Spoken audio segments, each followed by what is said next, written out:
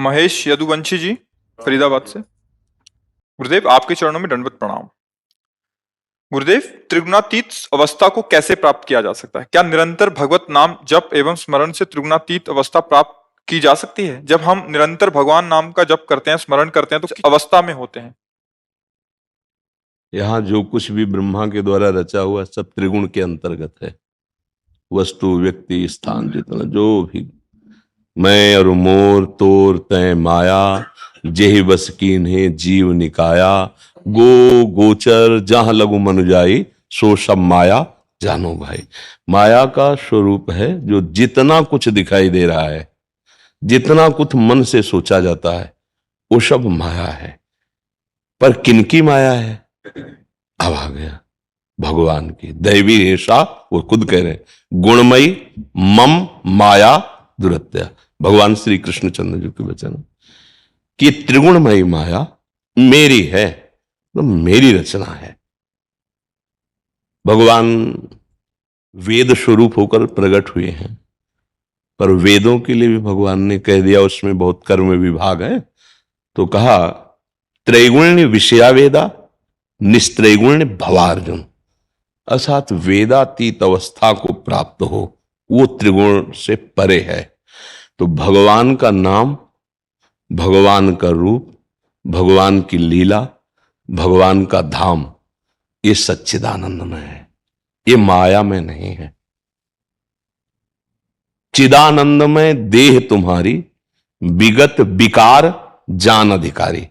सच्चिदानंद रूपाय विश्वोत्पत्त्यादि Hathaway, यही हेतु हैं। इन्हीं से विश्व की उत्पत्ति, पालन और सृजन होते हैं। ये तीन गुणों के तीन अधिष्ठात्र देवता हैं। सतोगुण में भगवान विष्णु, रजोगुण में भगवान ब्रह्मा और तमोगुण के अधिष्ठात्र भगवान शंकर। पता है आपको ना? त्रिगुणमयी माया, त्रिगुणमयी सृष्टि, त्रिगुणमय क्रियाएं, पालन हो, सृजन हुआ, पालन हुआ, फिर संहार भी होगा, चाहे कोई भी हो। ये लीला चल रही, इससे परे हैं भगवान और इसी में भरे हैं भगवान। जो इससे परे हैं वो सब में भरे हैं, जो सब में भरे हैं वो सबसे परे हैं। वासना वासुदेवस्य वासितम भुवनत्रयम, उन्हीं की इच्छा से तो त्रिभुवन का विस्तार हुआ। जो त्रिभुवन का विस्तार हुआ तो सर्वभूत निवासोस्मि वासुदेव नमस्ते। वासुदेव की ही इच्छा से ये त्रिगुणमयी माया प्रकट हुई, उसी में पूरे त्रिभुवन अनंत ब्रह्मांडों का विस्तार हुआ, और जिससे विस्तार हुआ वो वासुदेव हैं, और जो सब में रमा हुआ वो भी वासुदेव ही हैं। ये जानने के लिए पहले त्रिगुणमयी माया के द्वारा रचित जितना भी नानात्व है इसका चिंतन छूटे। अनन्यस चिंतयन्तो माम, भगवान ने कहा ना।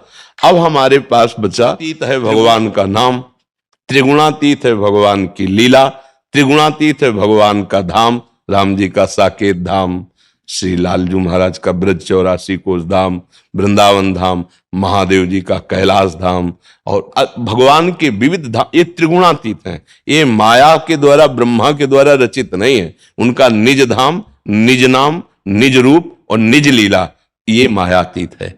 अब हम नाम का जप कर रहे हैं, लीलाओं का गायन श्रवण करते हैं, भगवान की सेवा की भावना से सब में जो बसा हुआ है उसकी आराधना कर रहे हैं, कर्तव्य मान करके। पत्नी, पुत्र, परिवार, जो भी जिसके साथ जैसा व्यवहार, ठीक वैसे व्यवहार, संयम के अनुसार व्यवहार नहीं बिगड़ना चाहिए। जिसके साथ जो संबंध वैसा ही व्यवहार, और अंदर से भाव प्रभु हैं। खत्म।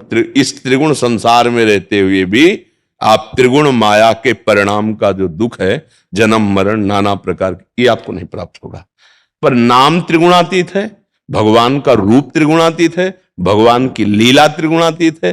तो अब हम भोजन क्या करें? है तो माया का, भगवान को पवाओ। अब जो पाया वो त्रिगुणातीत हो गया, क्योंकि भगवान को अर्पित किया, प्रसाद हो गया। वस्त्र जो नए आए, पहले प्रभु को स्पर्श करा दिया, अर्पित किए। ऐसे हम त्रिगुणातीत होते हैं।